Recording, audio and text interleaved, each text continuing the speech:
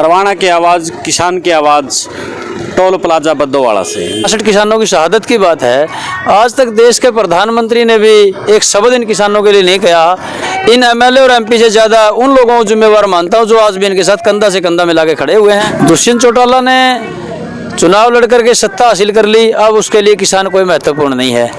24 तारीख ने हरियाणा प्रदेश का हर किसान दिल्ली पहुँच चुका होगा और 26 तारीख को जो राजपथ पर तिरंगा की बात है वह हम फहराएंगे। दोहरा जो उनका चेहरा है वो कहीं ना कहीं आपका जो आंदोलन है वो भी एक विफलता का कारण है।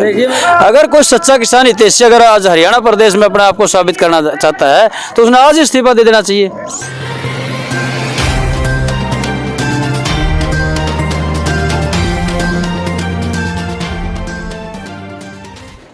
सभी को नमस्कार, राम राम। मैं कुलदीप खंडेलवाल नरवाना की आवाज़ में, और नरवाना की आवाज़, किसान की आवाज़, टोल प्लाजा बद्दोवाड़ा से। तो आज हम किसानों की बात को लेकर के सत्यवान किसान नेता से बात करेंगे कि जिस प्रकार से हम चुनाव से पहले की बात करें तो दुष्यंत चौटाला एक बात कहते थे कि यमुना पार पहुंचाएंगे, लेकिन जो यमुना पार कहने वाला था वो खट्टर का यार बन गया, और खट्टर का यार बनने के बाद 65 अब तक किसानों की मौत हो चुकी है, शहीद हो चुके हैं। तो इस बारे में आपकी टिप्पणी चाहूँगा कि जिस प्रकार से किसानों के साथ अब रवैया है तो उस के ऊपर आप क्या कहना चाहते हैं? देखिए, जहाँ तक राजनीतिक दलों का सवाल है, चाहे दुष्यंत चौटाला जी हों, चाहे वीरेंद्र सिंह जी हों, चाहे अन्य कोई भी पार्टी हो, इनका एकमात्र उद्देश्य होता है सत्ता हासिल करना। दुष्यंत चौटाला ने चुनाव लड़कर के सत्ता हासिल कर ली, अब उसके लिए किसान कोई महत्वपूर्ण नहीं है। जहाँ तक 65 किसानों की शहादत की बात है, आज तक देश के प्रधानमंत्री ने भी एक शब्द इन किसानों के लिए नहीं कहा।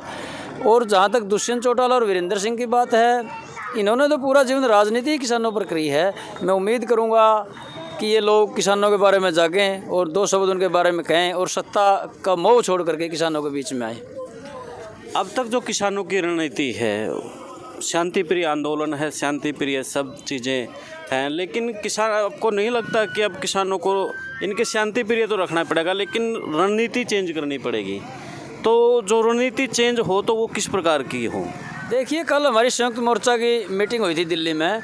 उसमें ये निश्चित किया गया है कि आने वाली 26 का जो दिल्ली, कुछ अभी तक तो हम हरियाणा के बॉर्डर पे बैठे हैं, दिल्ली के अंदर हमें राजपथ पर पहुंचना है। उसके लिए पूरे हरियाणा और पंजाब के किसान के साथियों ने एक निर्णय किया है भी 24 तारीख को हम सब दिल्ली पहुंच जाएंगे, चाहे ट्रैक्टर से पहुँचे, चाहे गाड़ियों से पहुँचे। और हर हालात में हम, क्योंकि 40-42 दिन का अरसा कम नहीं होता और सरकार आज भी वहीं खड़ी है जहाँ से शुरू हुई थी।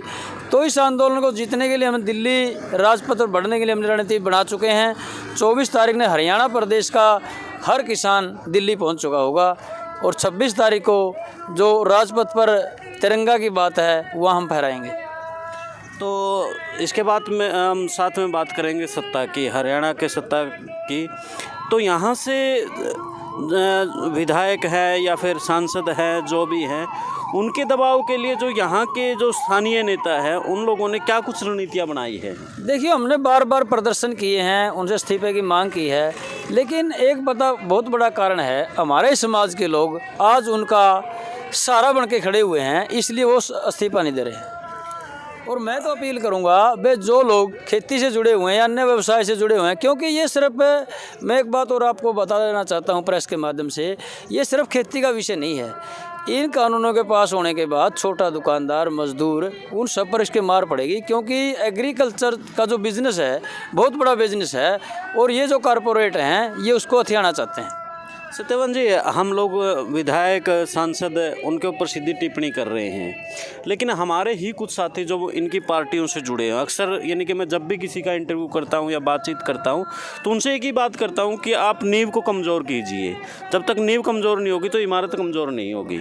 आपने भी जैसे बात ठीक कही है, जो आपके पार्टी के जो भी जेजेपी है या बीजेपी हैं, उनके जो कार्यकर्ता हैं, जिलाध्यक्ष हैं, हल्का अध्यक्ष है, आप लोग उन पर भी दबाव बना क्यों अब तक क्यों नहीं बना पाए हो कि वो लोग पार्टी से पीछे हटना शुरू कर दें?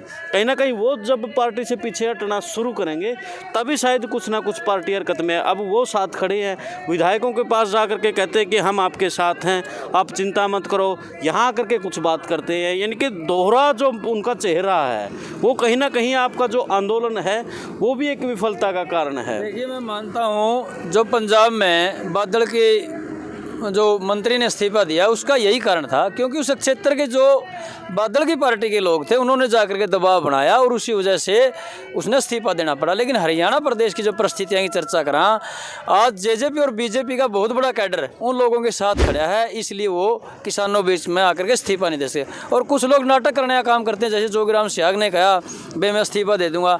आज मैं आपको बता देना चाहता हूँ कि हरियाणा प्रदेश का कोई भी विधायक, एक अभय सिंह ने इस्तीफा देने की बात की है, लेकिन मन्नत उसमें भी दम नहीं लगता, वो 26 तारीख के बाद की घोषणा करता है। अगर कोई सच्चा किसान हितैषी अगर आज हरियाणा प्रदेश में अपने आप को साबित करना चाहता है तो उसने आज इस्तीफा दे देना चाहिए।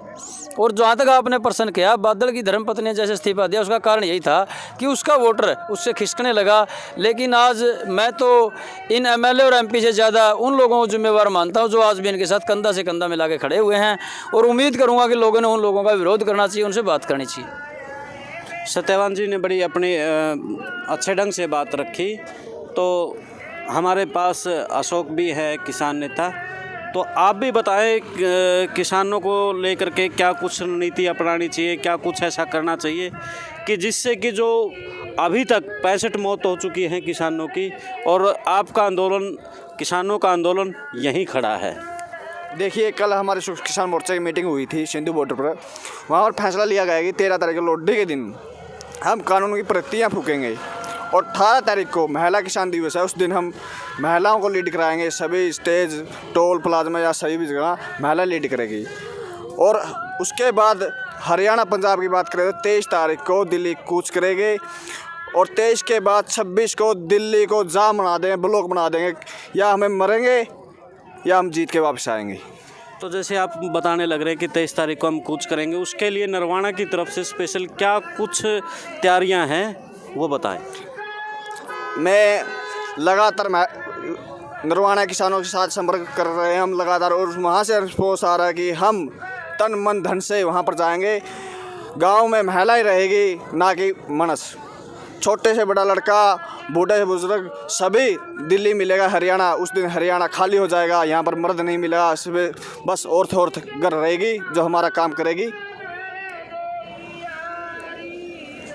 किसान नेता अशोक ने बताया कि जो 26 को गणतंत्र दिवस बनाना है, वो किस प्रकार नरवाना की क्या भूमिका रहेगी, क्या कुछ रहेगा, उसके बारे में बताया। जिंदाबाद।